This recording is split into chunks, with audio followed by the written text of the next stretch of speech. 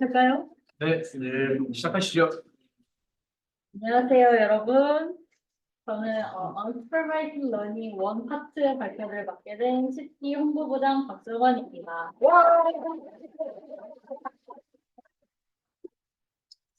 오늘 발표는 이러한 목차로 진행이 되고요. 오늘 저희 섹션에는 수식 필기가 없을 예정이니까 패드 안 보시고 앞을 봐주시면 감사하겠습니다. 저희 이 세션이 원래 하나의 세션이었는데 두 개의 파트로 나눠지게 되면서 오늘은 집에 일찍 가실 수가 있고요. 저희 능력 부족으로 인하여 아주 급한 수학적 증명 내용은 제거가 되었으니까 그 부분은 미리 죄송하다는 말씀 드리고 그 부분은 질문을 안 해주셨으면 좋겠고 그럼 최대한 쉽고 재미있게 세션 내용을 이해하실 수 있도록 아주 다양한 그래프를 첨부했으니 경청하여 주시면 감사하겠습니다. 와. 네, 우선 비지도 학습이란 무엇일까요? 일단 비지도 학습이란 데이터에 대한 라벨, 즉 y-값이 없는 상태에서 진행하는 머신러닝을 뜻합니다. 지난 화요일에 슈퍼바이즈 러닝의 일환인 회귀, 분류에 대한 세션을 들으셨을 텐데요. 오늘은 그에 반대되는 unsupervised 러닝에 대해서 함께 알아보도록 하겠습니다. 네, 비지도 학습이라는 것은 라벨, 즉 y-값이 없는 상태에서 진행이 되기 때문에 지도 학습과는 달리 뚜렷한 정답이 없습니다. 그래서 비지도 학습의 목적은 어떠한 답을 산출해서 그것이 정답과 얼마나 근사한지를 평가하는 것이 아니라 데이터 그 자체의 패턴이나 구조를 학습하고 알아가는 과정에 가깝다고 보시면 될 것 같습니다. 네, 그래서 저희는 오늘 수많은 비지도 학습 기법들 중에서 차원 축소에 대해서 집중적으로 알아볼 예정인데요. 우선 차원이라는 건 뭘까요? 저는 차원이라는 게 굉장히 낯선 개념이었어가지고 제가 차원을 이해하는데 되게 도움이 많이 됐던 윤리와 사상 문제를 준비했습니다. 네, 이건 윤리와 사상 사회탐구 모의고사에 실제로 나오는 문제인데요. 차원이란 건 단적으로 말해서 데이터 프레임의 열의 수입니다. 그럼 우선 이 문제에 대해서 좀 설명을 하자면 이 가에서 설명하는 분은 하이에크라는 자유주의자인 경제학자이시고 나는 케인즈라는 부진이신데 이 문제를 좀 이과적으로 재구성을 해보자면 X, Y, Z축 각각에 대해서 케인즈와 하이에크라는 학자의 사상적 특징을 반영하여 0과 1의 바이너리 값을 부여하라 라는 문제로 재구성을 할 수가 있습니다. 이때 여기 X, Y, Z축 보이죠? 이때 이 작은 정보를 지향하는 정보, 시장의 자동 조절 기능에 대한 신뢰 정보, 사회적 역사를 위한 복지 정책 강도 정도가 바로 축이고 차원이고 데이터 프레임에서는 각각의 롤이 될 것입니다. 이게 차원이라니 저는 정말 놀라고 말았습니다. 네, 그래서 결과적으로 이렇게 지금 이 X, Y, Z축이 이렇게 3차원의 그림을 그리고 있죠? 이게 바로 차원이었던 거예요. 네, 그래서 차원 축소라는 건 무엇이냐? 이 차원을 줄이는 거예요. 여기 보시면 제가 이 문제를 잘 풀어봤더니 하이에크는 X, Y, Z축의 값에 대해서 X1, Y1, Z는 0의 값을 갖는데 케인즈는 X0, Y0, Z1의 값을 가져요. 그러니까 X는 X끼리, Y는 Y끼리, Z는 Z끼리 비교를 해보면 둘의 값이 서로 반대죠. 그러니까 하이게크와 케인즈를 구분해내기 위해서는 X, Y, Z 세 개의 축들 중에 하나만 있으면 하이게크와 케인즈를 분리를 할 수가 있는 거예요. 그렇기 때문에 차원 축소라는 개념은 이 세 개 다 필요 없겠는데? 하고 세 개 중에 두 개를 버려버리거나 아니면 세 개를 짬뽕해서 새로운 축을 만들어버리거나 이게 바로 차원 축소의 개념입니다. 네, 그러면 우리가 이제 차원 축소가 무엇인지에 대해서는 알아봤는데 이제 차원 축소를 왜 하는지에 대해서도 알아보도록 하겠습니다. 그 이유는 한 3개 정도로 정리를 할 수가 있는데요. 첫 번째로 우리가 차원 축소를 하는 이유는 차원의 저주 때문입니다. 차원의 저주란 무엇이냐? 이거는 간단히 말해서 데이터의 차원이 증가할수록 데이터 간의 사이가 멀어져서 효율이 급격히 나빠지는 현상을 이야기합니다. 이 그림을 보시면 전부 다 10개의 점이 그려져 있죠. 여기도 10개, 여기도 10개, 여기도 10개가 있는데 이때 1차원일 때 축 하나를 세등분을 한 것을 보면은 이 세등분을 한 한 섹터에 데이터가 3개가 있는 것을 확인할 수가 있습니다. 그런데 이게 2차원으로 가서 한 축을 세등분을 하고 한 섹터에 데이터가 몇 개가 있는지를 확인하면 얘는 3개였는데 얘는 1개밖에 없죠. 그리고 이것도 3차원으로 가면은 아예 데이터가 없는 섹터가 존재합니다. 이렇게 차원이 늘어날수록 데이터의 밀도가 아주 훅훅 떨어지고 희박해집니다. 이렇게 되면은 이 똑같은 공간을 채우는 데 필요한 샘플의 수가 아주 기하급수적으로 많아지겠죠? 이렇게 되면은 계산하는 데 시간도 오래 걸리고 비용도 많이 들고 성능도 안 좋아지고 이런 문제가 있습니다. 그래서 이런 문제를 해결하기 위해서 우리는 효율적으로 차원을 축소한다. 이거요. 이거 두 번째 이유는 다중공선성의 문제를 해결할 수가 있기 때문입니다. 다중공선성 문제는 지난 세션에서도 간단하게 개념을 들으셨을 텐데 더 자세히 이야기하자면 다중공선성이란 어떤 독립변수가 다른 독립변수들과 선형 독립이 아닐 경우에 발생하는 성질입니다. 이때 선형 독립이란 모든 벡터가 남은 벡터들의 1차 결합으로 나타낼 수 없는 경우를 말하고요. 저는 선형대소 베이스가 좀 부족할 때 이 개념을 처음 접해서 이 부분에서 아주 많은 애를 먹었습니다. 다시 말해 다중공선성은 어떤 벡터를 다른 벡터의 결합으로 나타낼 수 있기 때문에 발생하는 문제라는 건데 근데 이게 바로 뭐가 문제라는 건지 정말 좀 궁금했습니다. 그래서 좀 더 알아보니까 한 벡터를 다른 벡터의 1차 결합으로 만들 수 있다는 것은 즉 그 벡터와 다른 bek터 간의 상관도가 높다는 것을 의미하는데요. 이렇게 변수 간 상관도가 높으면 데이터 분석 시 부정적인 영향이 발생합니다. 예를 들어 제가 저의 혈중 알코올 농도와 일평균 음주량을 가지고 저의 학점을 예측해 본다고 해봅시다. 이때 일평균 음주량이 많으면 당연히 제 혈중 알코올 농도도 높아지겠죠? 이게 말인즉 일평균 음주량이 저의 학점에 대해서 설명해주는 부분을 혈중 알코올 농도도 똑같이 설명해준다는 뜻입니다. 이렇게 혈중 알코올 농도와 일평균 음주량은 이럴 때 독립적이지 않고 상관이 있다고 말합니다. 그리고 또 이런 경우에 Y 변수를 제대로 예측하지 못하고 빼기 계수의 신뢰도가 떨어지는 문제가 발생합니다. 이게 다중 공선성의 안 좋은 점인데 차원 축소를 하면 이 문제를 일부 해결해서 좀 더 성능을 좋게 할 수가 있다고 합니다. 그냥 대표적인 예시로 PCA가 있는데 PCA를 하는 과정에서 주 성분 2개가 직교해야 하는 상황이 와요. 근데 그게 직교를 하면은 상관관계가 0으로 나타나서 참 기분이 좋다. 이런 결론입니다.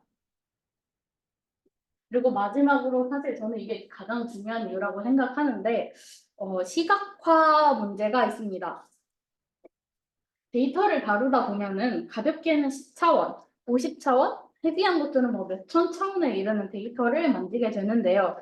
그런데 인간의 눈으로 구조적으로 인식할 수 있는 것은 이렇게 3차원이 한계입니다. 여기 이 왼쪽의 그림은 4차원과 5차원을 그림으로 표현한 것인데 벌써 알아보기 어렵습니다.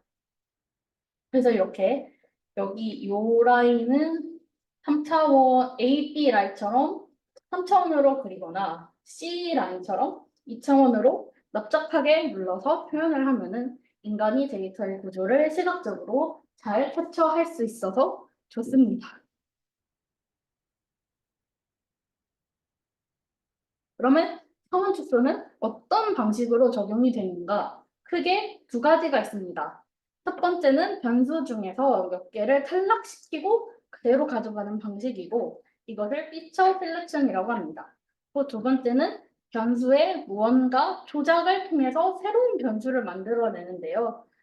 그래서 이렇게 새로 뭔가를 만들어내서 숫자는 줄이는 방식입니다. 이걸 피처 익스트랙션이라고 하는데 뒤에서 알아볼 방법론들은 대개 피처 익스트랙션에 속하는 방법들입니다. 네, 저희 드디어 본 내용입니다. 네, 먼저 첫 번째로 선형적 피처 익스트랙션에 대해서 먼저 이야기를 해보도록 하겠습니다. 첫 번째 선형적 특성 추출 중에서 가장 널리 알려져 있고 여러분들도 많이 알고 계신 것이 이 PCA인데요. 한국어로 PCA를 번역하자면 주성분 분석이라고 합니다. PCA는 이 발표의 첫 번째 파트이기도 하고 이 개념을 이해하면 다른 개념들을 좀 수월하게 이해할 수가 있어서 얘만 좀 분량을 길게 잡았습니다. 네. 먼저 PCA는 고차원 데이터가 주어졌을 때 고차원 데이터와 제일 비슷한 더 낮은 차원의 데이터를 찾아내는 방법입니다. PCA만 그런 건 아니고 모든 차원 축소의 공통적인 목적이라고 할 수 있고요.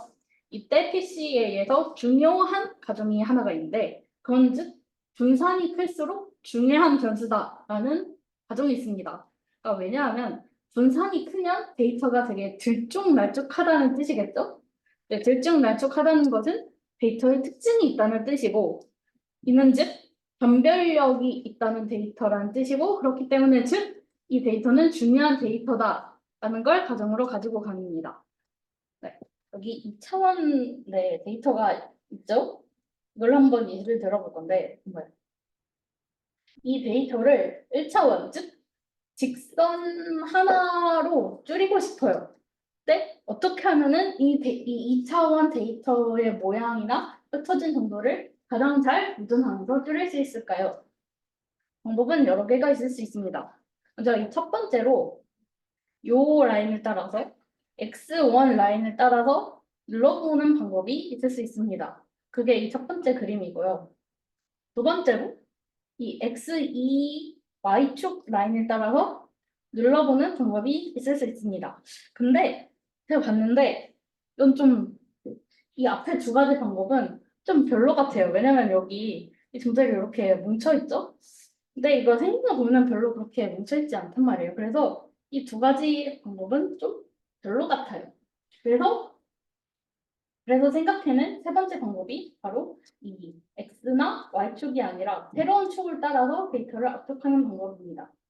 이 새로운 선을 라인을 따라서 압축하는 게 PCA의 핵심인데 여기서 또 문제가 생깁니다.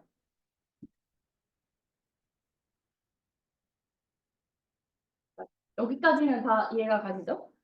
PCA는 고차원의 데이터를 저차원으로 세게 말해서 찌도시키는 작업인데 그럼 어쩔 수 없이 손실되는 정보가 생깁니다. 그런데 이 손실되는 정보를 최소화하고 싶어서 가장 중요한 특징을 잘 보존하는 분산이 넓은 축을 찾는 게 우리의 목적이에요. 그런데 아까 그 대각선 그 축을 찾는 게 우리의 목적인데 그런데 그 축이 무엇이고 또 어떻게 찾는지 저희는 몰라요. 그런데 훌륭하신 수업자분들이 미리 찾아주시길 우리가 찾던 그 분산이 가장 넓은 축이 바로 공분산 행렬의 고유 벡터입니다. 공분산 행렬은 데이터가 커진 정도를 나타내는 행렬인데 이것의 고유 벡터라고 하면은 데이터가 어떤 방향으로 분산되어 있는지를 나타내는 벡터입니다. 딱 우리가 찾고 있는 그 벡터라는 감이 오시죠? 그리고 이 공분산 행렬의 고유 벡터들은 감사하게도 서로 수직입니다. 따라서 이들의 상관관계가 0으로 나오기 때문에 변수 간 상관관계로 인해 생겼던 다중공산성의 문제에서 비교적 자유롭습니다. 자, 이게 PCA의 진행 순서인데요. 각 변수를 스케일링하고 데이터의 분산을 가장 크게 하는 축을 찾고 이번 앞서 찾았던 축과 수직이면서 그 다음으로 분산이 가장 큰 축을 찾고 수직인 거 계속 찾고 이렇게 반복해서 원래 데이터 차원에서만큼 찾은 다음에 마지막에 분산이 작은 변수는 설명력이 낮음으로 제거하는 게 PCA의 진행 방식인데 여기서 또 이 설명력이 낮다는 기준을 무엇으로 두느냐라는 질문이 생길 수 있겠죠. 그래서 축을 제거하는 기준으로는 대개 이러한 방식을 택한다고 합니다. 먼저 스크린 플롯을 그려서 그래프가 급격하게 꺾이는 요 부분, 요런 부분 이후로 그런 분들을 다 날려버리거나 전체 데이터의 분산 중에서 80% 이상의 분산을 설명하는 뜻들만 선택을 하고 또 카이저 룰이라는 것에 따라서 고유값이 1보다 큰 것들만 선택을 해서 예쁜 주성분들만 선택을 한다고 합니다. PCA는 여기까지가 그냥 끝이고요. 다음으로는 LDA에 대해서 설명을 하겠습니다. LDA는 사실 지금이 비디도 학습 세션인데 LDA는 사실 거기에 약간 꼽사리로 껴있는 지도 학습의 방법 중 하나입니다. 근데 얘도 차원 축소 기법이 들어가요. LDA는 데이터를 직선에 투영시켜서 분류를 하는 기법인데요. 무엇을 기준으로 투영할 직선을 찾느냐 하면은 얘는 목적이 분류란 말이에요. 그러니까 클러스터 내의 분산은 최소화되는데 클러스터끼리의 분산은 최대화되는. 그러니까 지들끼리만 똘똘 잘 뭉칠 수 있는 축을 찾는 거예요. 예를 들어 지금 이 사진은 이 대각선 축이 예시로 나와 있는데 만약에 이 축이 아니라 요렇게 생긴 축에다가 수용을 한다면은 아니다. 요렇게 이 x1 축과 평행한 축에다가 수용을 한다면은 클러스터끼리의 거리가 상당히 가깝게 매핑이 되겠죠. 그럼 안 된다. 이렇게 안 되는 지들끼리만 잘 뭉치는 축을 찾아서 매핑을 하는 게 LDA다. 라는 아이디어입니다. PCA와 비교를 해보자면 PCA는 비지도 학습, LDA는 지도 학습 계열의 차원 축소 방법이고 PCA는 단일한 데이터의 분산을 최대로 하는 축을 찾는 데에 주된 목적이 있습니다. 반면 LDA는 분류를 목적으로 클래스 안에서는 똘똘 뭉치면서 클래스 사이의 거리는 최대한 멀어지게 하는 축을 찾는 데에 목적이 있습니다. 여기까지가 LDA이고 다음으로는 MDS에 대한 설명을 드리겠습니다. MDS는 궁극적으로 얘는 뭘 하고 싶은 거냐면 고차원상에서 멀리 떨어져 있는 애들을 차원을 축소를 해서 저차원에 매핑을 시켰어요. 근데 원래 고차원에서 거리가 멀었던 애들을 저차원에서도 여전히 멀리 떨어뜨려 놓고 싶어서 나온 아이디어입니다. 즉, 데이터 간의 거리를 보존하면서 차원을 축소하는 기법입니다. 이때 데이터 사이의 거리가 멀다는 것은 두 데이터가 별로 비슷한 부분이 없다는 뜻이고 반대로 데이터 사이의 거리가 가깝다는 것, 두 데이터가 유사하다는 뜻입니다.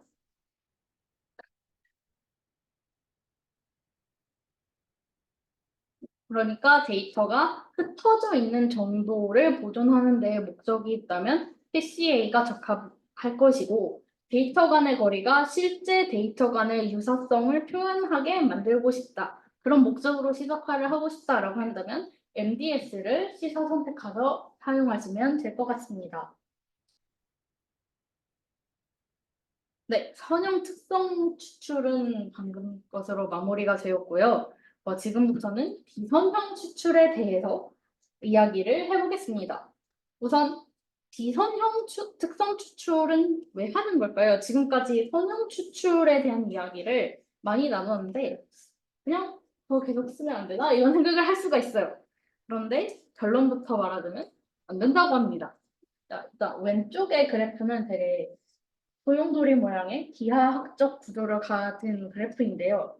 이게 이 데이터에 TCA를 적용해 본 결과예요. 정말 완전 납작하게 십자가 모양으로 눌렸죠? 원래 데이터의 구조가 전혀 보존되지 않고 있습니다. 그리고 이 롤 케이크처럼 생긴 데이터도 앞으로 자주 볼 텐데 얘도 PCA를 적용하면 이렇게 답정 늘리겠죠? 어떻게 할지 굉장히 난감해요. 그래서 앞에서 보신 것처럼 선형 구조가 아닌 데이터를 선형 특성 추출을 적용하면은 데이터의 특성을 잘 보존하지 못하고 분석하기도 어려운 단점이 있습니다. 좀 더 자세히 얘기를 해보자면 예를 들어 실제 데이터가 요렇게 구불구불한 선 모양으로 되어 있다고 해봅시다. 그럼 유클리디안 거리에서는 이게 이 선이 구부러진 정도가 전혀 반영이 안 돼서 이 C와 D점 사이의 거리가 이 C와 D점 사이의 실제 거리는 이렇게 되어 있는데 유클리디안 거리에서는 그게 전혀 반영이 안 되어 있죠. 네, 이렇게 이런 단점이 있습니다. 네, 즉 고차원상에서는 데이터 사이의 유의미한 거리를 측정하기가 다소 난감하다는 것이죠. 그래서 나온 아이디어가 이 오른쪽 그림처럼 데이터를 펼쳐서 실제 데이터 분포상에서의 거리를 측정하자. 이런 아이디어가 비선형 특성 추출에서 나오기 시작합니다. 그리고 비선형 특성 추출을 하다 보면은 계속 매니폴드 러닝이라는 말이 나오는데 근데 저는 이 매니폴드라는 게 뭔지 이해가 안 갔어요. 그래서 여러분들과 함께 매니폴드에 대한 개념을 한번 짚고 넘어가 보자고 합니다.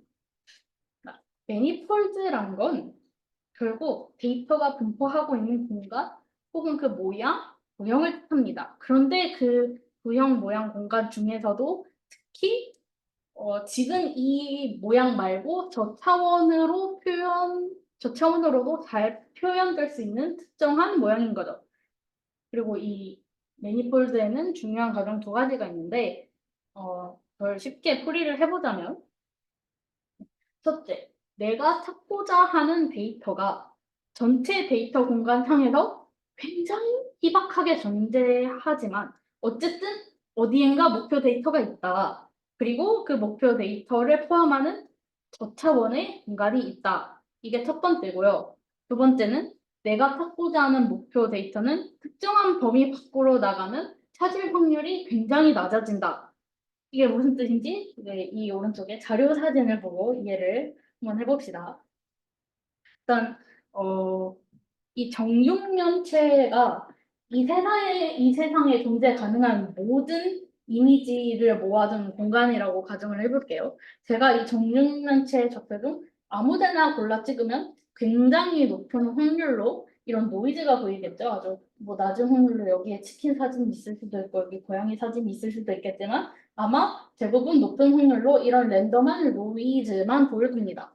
근데 만약에 내가 타지마할 사진의 데이터를 찾고 싶어요. 그러면 이 가능한 모든 이미지가 들어있는 이 상자에서 요 타지마할에 대한 데이터는 요 파란 요 공간, 일부 공간에만 뭉쳐 있다는 겁니다. 그리고 바로 요 뭉쳐 있는 모양이 매니폴드다. 이 매니폴드 내에서 여기에 가면은 타지마할 오른쪽 기둥이 조금 더 높은 타지마할 사진이 있고 여기로 가면은 왼쪽 기둥이 조금 더 높은 타지마할 사진이 있을 수 있지만 어쨌든 타지마할 같은 사진은 이 공간에만 뭉쳐 있다라는 뜻입니다. 즉 이제 매니폴드라는 걸 배웠으니까 매니폴드 러닝이라는 게 뭔지 알아야겠죠? 매니폴드 러닝이란 정리하자면 고차원의 매니폴드를 학습해서 데이터를 효과적으로 이해하는 것을 뜻하게 됩니다. 아까 봤던 이 롤케이크 모양의 데이터를 PCA를 적용하면 데이터의 구조를 고려하지 않았기 때문에 이렇게 그냥 위에서 납작하게 호떡처럼 누른 모양이 됩니다. 이러면은 손실된 정보량이 굉장히 많아지겠죠? 하지만 매니폴드 러닝, 데이터의 모양을 이해하고 이를 가장 잘 표현하는 저차원을 찾으면 이렇게 말린 롤케이크를 잘 펴서 이 데이터를 굉장히 의미를 잘 보존한 채로 나타낼 수 있게 됩니다.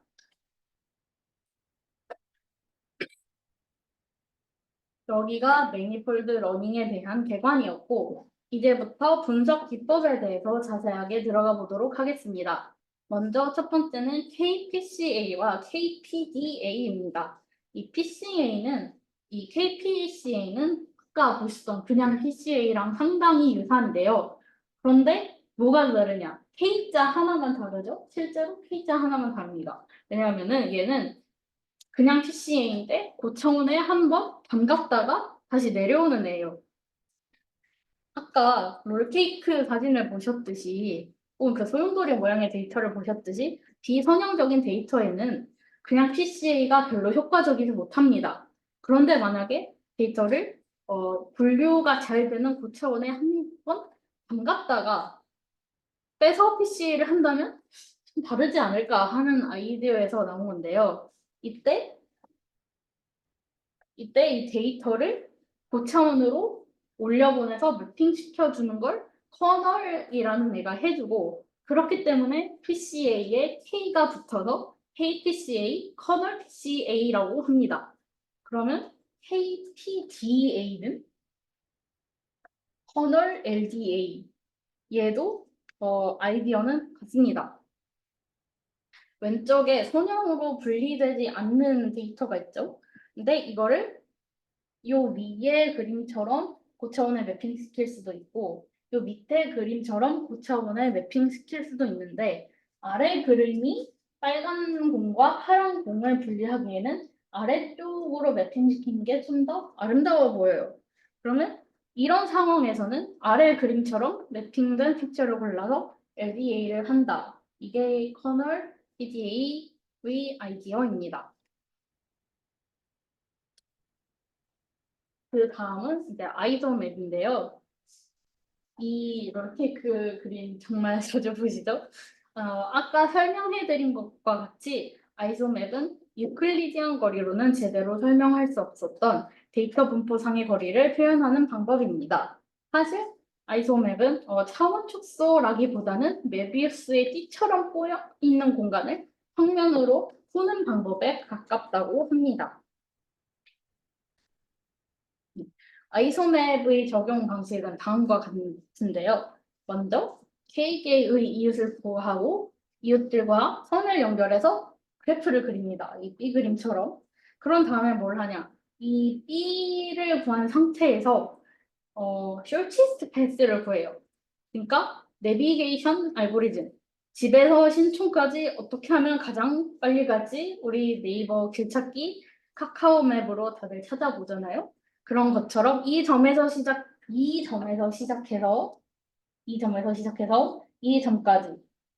요 점이 요 점이고 요 점이 요 점인데 이 점에서 어떻게 하면은 가장 빨리 갈지를 구하는 거예요. 그러니까 이 A와 C 그림에 있는 파란 선과 B와 C 그림에 있는 빨간 선이 같은 선인데 이게 두 점 사이 이 파란 선이 두 점 사이의 직선으로의 최소 거리입니다. 그리고 이 빨간 선은 그러니까 내비게이션을 돌려서 나온 최단 거리에 근사하는 패스예요. 이 빨간 선이 아이소맵 과정에서 도출한 우리가 데이터 사이의 진짜 거리라고 여기는 값이고 아이소맵은 이것을 최대한 유지하면서 아까 거리를 기반으로 차원 축소하는 선형 축소 방법이 MDS였죠? 그래서 이 MDS를 그대로 사용하는 방식입니다. 아이소맵은 여기까지고 그 다음에 LL2인데요. 얘는 또 아이디어가 굉장히 특이한데 이 친구는 뭘 하냐면 얘는 비선형적 특성 추출에 속하면서 약간 선형적인 느낌을 갖고 있는 신기한 친구예요. 일단 이 친구는 KNN을 사용합니다.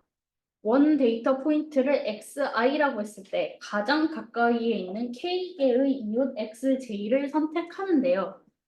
그리고 그 XI와 XJ를 잇는 가중치 벡터 W를 구하는데 이게 뭐냐면 이 여기 가운데 XI가 있죠. 근데 이 XI가 어느 순간 사라져 버렸다고 생각을 합시다. 그러면 이 5개의 이웃들만 덩그러니 남겠죠. 그런데 XI가 사라져 버린 상황에서 XJ에서 적절히 선을 잘 그어보면은 얘네의 교차점 어딘가에서 XI를 다시 만들어낼 수가 있죠. x, y의 원래 좌표를 복원을 할 수가 있어요. 네. 그래서 이 친구의 목적은 x, y를 다시 복원해낼 수 있게 하는 선, 벡터, w를 구하는 겁니다. 그리고 그 w를 가장 잘 보존할 수 있게 사원을 축소하는 게 LLE의 아이디어입니다. 이거는 제 발표에서 수업 내용이 또 넘어오길래 약간 밍밍할까봐 넣은 슬라이드인데 별 내용은 아니라서 그렇게 열심히 보실 필요는 없고요.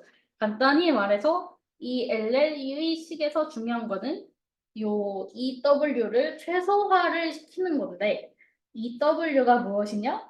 원래 점 XI와 이웃점 XJ를 통해 복원된 점 사이의 거리의 제곱입니다.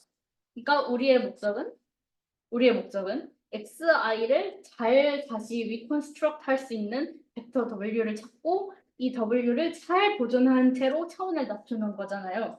근데 이 w의 값이 크면은 원래 점과 복원된 점 사이의 거리가 멀다. 제대로 복원이 안 된다. 이런 뜻이에요.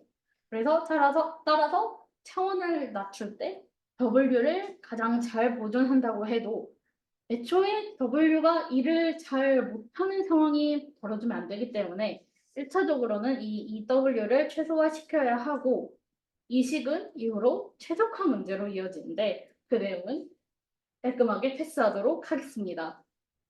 네, 오른쪽 그림을 잠깐만 보고 넘어간다면 이 1번, 2번 그림은 그렇게 안 보이시겠지만 지금 이 축이 5개 있어서 5차원을 나타내고 있습니다. 네. 그래서 1차원 상에서 1번 select 네이버 하고 2번 xi를 재구축할 수 있는 xj를 선택하고 그 다음에 이 w 구하고 그리고 또 이 w를 가장 잘 유지하게 차원을 축소하면 끝입니다.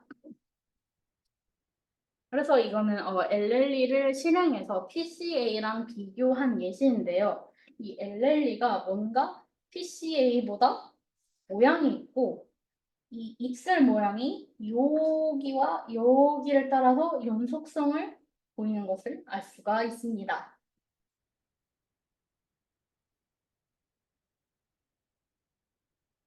웹에 대해서 이제 다시 이야기를 시작을 하겠습니다. 네, 이 티즈니가 뭘까요? 일단 이 티즈니에서 드니 부분은 스토카스틱 네이버 인베딩의 약자입니다. 근데 그래서 이게 무슨 뜻이냐? 네, 우선 LLE와의 비교를 하면 좀 더 쉬운데 우선 LLE의 경우 이웃을 선정할 때 KNN을 사용한다고 했죠. 그러니까 K가 5라고 하면은 언제나 항상 가장 가까운 5개를 찾습니다. 오른쪽 그림에서 이제 별을 원 데이터 포인트라고 한다면 항상 이 파란색, 남색 말고 파란색의 점을 선택한다는 뜻이죠. 그리고 고차원에서 이웃으로 선택된 K개의 점들이 저차원으로 인베딩 됐을 때에도 여전히 이웃이길 바라는 마음에서 만들어진 게 LLE인데요.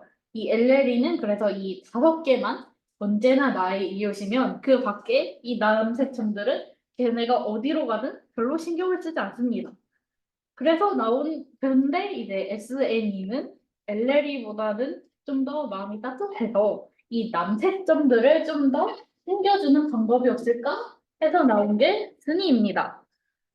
스니는 이 남색점들도 이웃으로 무조건 포함을 시키는 건 아니고 확률적으로 포함을 시키기 때문에 스토캐스틱이라는 이름이 붙었습니다. 그러니까 좀 더 원리에 대해서 좀 설명을 해보자면 이 파란색 점들로부터 이렇게 선을 긋잖아요. 그래서 이 원래 데이터 포인트 XI를 복원할 수 있다는 얘기를 아까 드렸습니다. 그런데 이 5개의 점만 원 데이터 포인트를 복원하는 데 기여할 수가 있나? 좀 멀리 떨어진 애들도 물론 가까이에 있는 애들보다는 기여도가 떨어지겠지만 어떻게 잘 하면은 원래 데이터를 복원하는데 도움을 아예 못 주진 않을 거 아니야? 그러니까 얘네도 선심을 써서 좀 이웃으로 생각을 해주자. 근데 얘네들보다 기여도가 떨어지는 건 사실이니까 어떻게 확률 분포를 사용해서 차분적으로 좀 계층이나 위계를 달리해서 하면 되지 않을까? 한다는 겁니다. 네.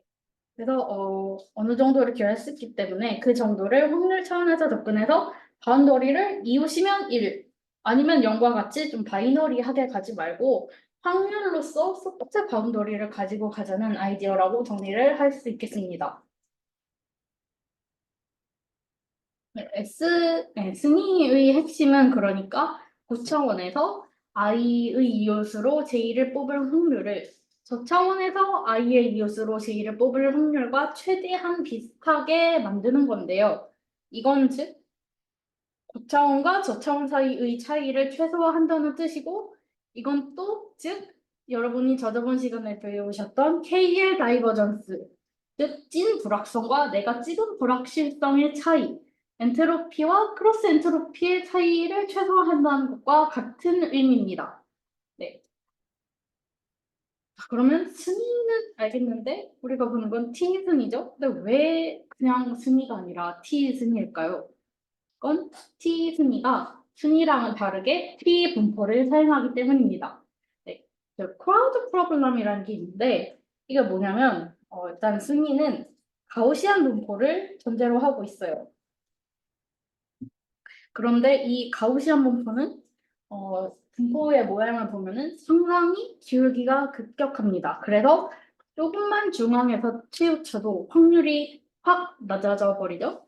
이 말인즉 i번째 객체에서 적당히 떨어져 있는 이웃 J와 아주 멀리 떨어져 있는 이웃 K가 이웃으로 선택될 확률이 그렇게 크게 차이가 나지 않는다는 뜻이에요.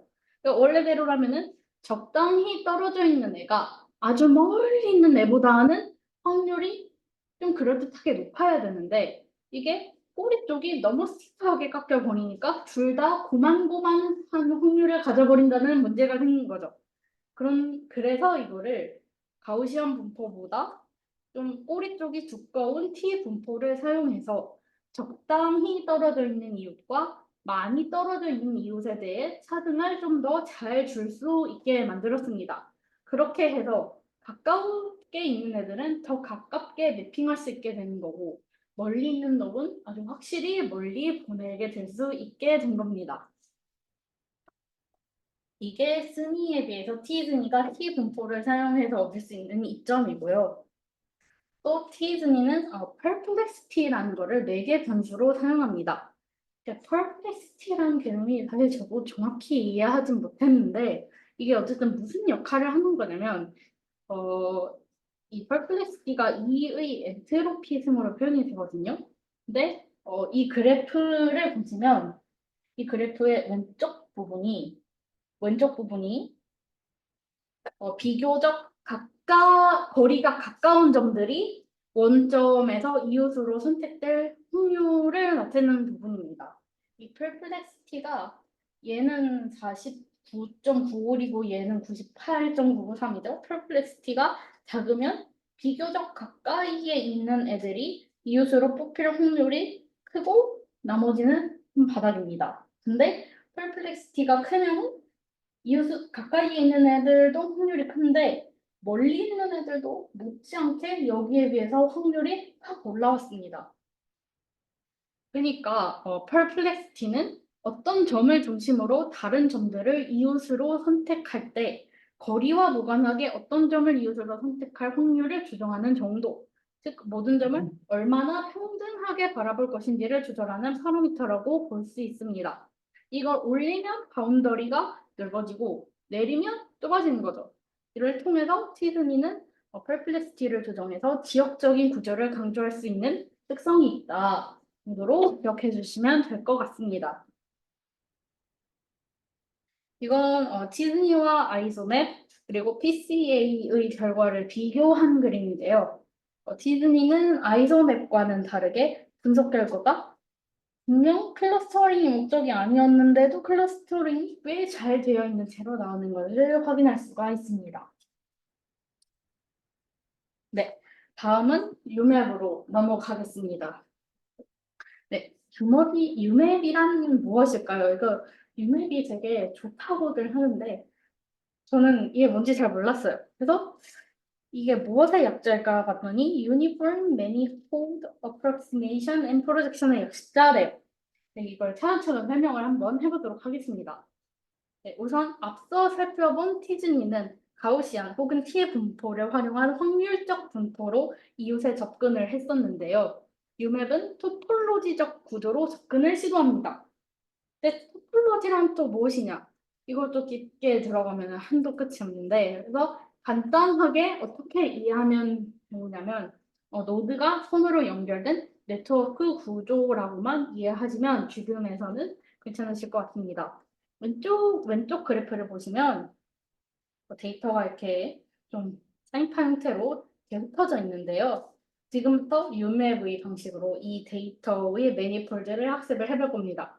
우선 왼쪽 그림에서 오른쪽 그림 오른쪽 그림처럼 네, 요게 보이죠? 적절한 반경을 잡아서 오픈 커버의 범위를 잡아봅니다. 그리고 이제 이 범위 내에서 잘 보시면 요점 이런 면들 보시면 거리가 가까워서 설정한 범위가 겹치죠. 교집합이 생기는 애들이 있어요. 이렇게 범위가 닿는 친구들, 교집합이 생기는 친구들을 선으로 한번 이어줍니다. 그 교집합이 생기는 애들끼리 이어준 결과가 이 오른쪽 그림인데요. 여기서 문제가 하나 있어요. 네. 그러니까 제가 이렇게 반경을 잡아서 이 반경이 겹치는 애들끼리 선을 이어줬는데, 네, 이 반경을 어떻게 설정했는지 제가 말을 안 했죠. 실제로 이 반경을 무엇을 기준으로 어떻게 설정할지가 굉장히 어려운 일입니다. 그래서 나온 게 유맵의 아이디어인데, 만약 데이터가 이 왼쪽의 그림처럼 유니폼하게 분포되어 있다고 가정하면 그 오픈 커버의 범위, 반경의 범위를 정하기가 쉽지 않을까? 어차피 유니폼하게 분포되어 있으니까 그냥 딱딱 맞춰서 하면 되는 거 아닐까? 라는 아이디어가 나옵니다. 그리고 또 이렇게 데이터의 분포가 유니폼하다고 가정을 하면은 리만 가설에 기반하여 적절한 커버 범위를 설정할 수 있다는 것이 수학적으로 증명이 되었다고 합니다. 근데 저는 그걸 알지 못하고요. 어쨌든 그 다음으로 넘어가자면, 그러니까 여기서 말한 유니폼 디스트리뷰션이라는 것은 어디까지나 가정이죠. 실제 데이터는 이렇게 왼쪽처럼 유니폼하지 않고 오른쪽처럼 이렇게 좀 난리가 나 있습니다. 이렇게 커버 범위도 가지각색으로 나올 거고 얘네들도 붙어있는 정도도 각각 다를 겁니다. 그래서 이제 요 다음 단계에서 적용되는 게 두 가지가 있는데요. 첫 번째는 퍼지피케이션입니다. 퍼지피케이션이 뭐냐면 일단 퍼지라는 게 영어로 흐림, 불분명한 이런 뜻이죠. 그래서 이렇게 그림을 보면은 이 위쪽, 왼쪽 그림을 보시면은 포토샵에서 되게 흐리게 문지른 것처럼 경계선이 그라데이션으로 되어 있습니다. 이게 퍼지피케이션이란 결국 어떤 값을 이다, 아니다 라는 바이너리 값으로 정의하는 게 아니라 요만큼 대충 요 정도 얘보단 조금 더 막 이렇게 좀 가치적으로 애매하고 불분명하게 표현하는 방법이에요. 네, 그래서 약간 티드니가 이웃을 구할 때 바이너리가 아닌 확률적으로 구해서 소프트 바운더리를 가져가는 것과 비슷한 느낌으로 이렇게 퍼지한 바운더리를 만들어줍니다. 그리고 두 번째가 바로 로컬 커넥티비티 어셈션을 가져가는데요. 이게 뭐냐면 유맵에서 다루는 데이터들은 그러니까 아까 그래프를 보시면은 좀 거리가 멀리 떨어져 있는 애들은 선으로 이어지지 않은 경우가 있겠죠. 그런 경우를 만들면 안 된다라는 강제 사항이에요. 그러니까 데이터들끼리 무조건 한 점씩이랑은 이어져 있게 강제함으로써 어떤 데이터도 아이솔레이티드 되지 않게 하는 과정입니다. 그래서 이 그림을 보시면은 퍼지하게 흐려진 부분과 동시에 바이너리한 선명한 원도 보이시죠? 이게 흐려진 건 퍼지, 선명한 원은 로컬 커넥티비티를 강제하는 범위를 표현하고 있습니다. 근데 이렇게 이런 바운더리를 기준으로 또 겹치는 범위를 연결한 다음에 비대칭적인 선을 곱하고 교집합을 빼고 뭐 이런 잡다한 과정을 거쳐서 최종적으로 나온 구조가 이 아래의 그림입니다.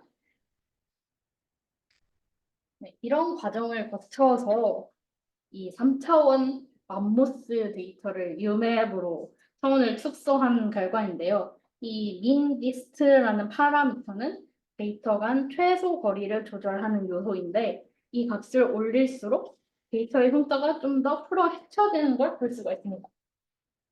0.01, 0.05, 0.1, 0.2 등등 올라가는 거 보이시죠?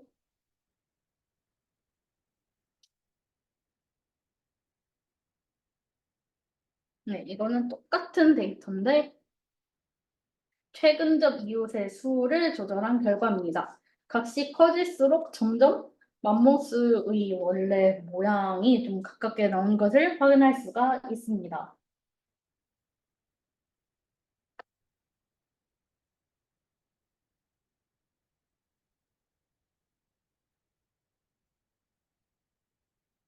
네, 저희 이제 거의 다 끝났습니다.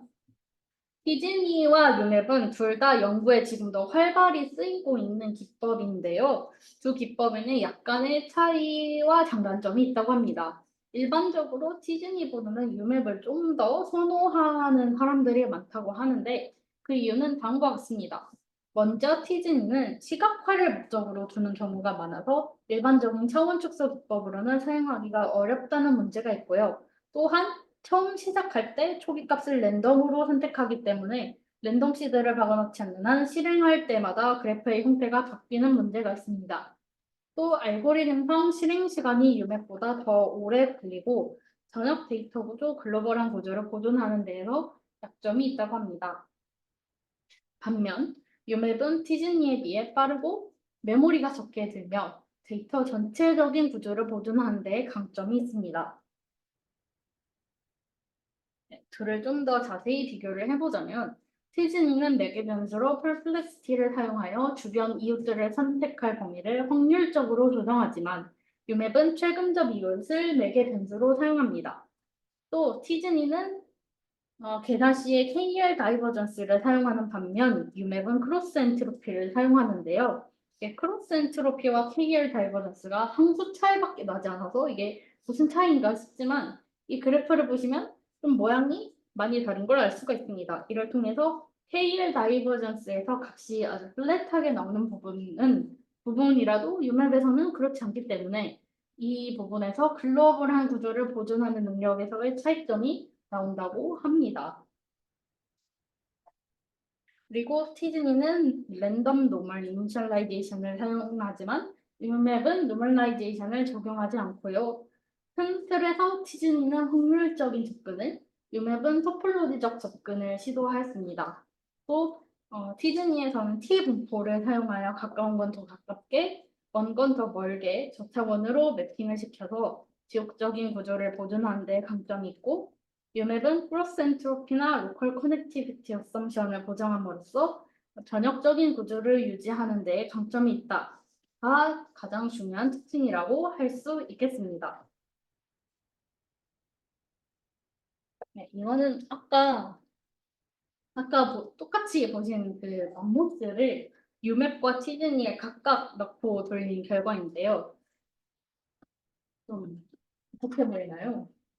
저는 좀 둘 다 비슷비슷한 것 같거든요. 근데 이게 좀 크리티컬한 차이점이 이 실행 시간을 보시면 디즈니는 2시간 5분인데 유맵은 3분 22초예요. 이 부분이 상당히 중요한 차이점이고 유맵을 이래서 좀 더 선호하는 사람들이 많은 것 같습니다. 네, 저희 발표는 여기까지고 마지막 서머리 한번 하고 진짜 끝내도록 하겠습니다. 저희는 이제 머신러닝에서 언스퍼바이즈와 스퍼바이즈가 이렇게 나눠지는데 저희는 그 중에서도 이 양다리를 걸치고 있는 성원 축소에 대해서 집중적으로 알아보는 시간을 가졌습니다. 오늘 한 내용을 정리하자면 이렇게 될 건데요. 일단 선형 특성 추출에서는 주성분 분석을 골자로 하는 PCA와 거리 보존을 목적으로 하는 MDS 그리고 언슈퍼바이즈는 아니지만 단 LDA를 배웠습니다. 그리고 비선형 특성 추출에서는 PCA인데 커널이 추가된 KPCA와 숄티스패스로 데이터의 실제 거리를 구하는 아이소맥, 또 국서적인 부분에서 선형으로 이어 가중치를 구했던 LLE, 그리고 마지막 대미를 장식한 티즈니와 유맵을 배웠습니다. KFDA도 잠깐 나왔습니다. 네, 이것이 저의 오늘 발표 마지막 정리이고 긴 시간 동안 들어주셔서 감사합니다.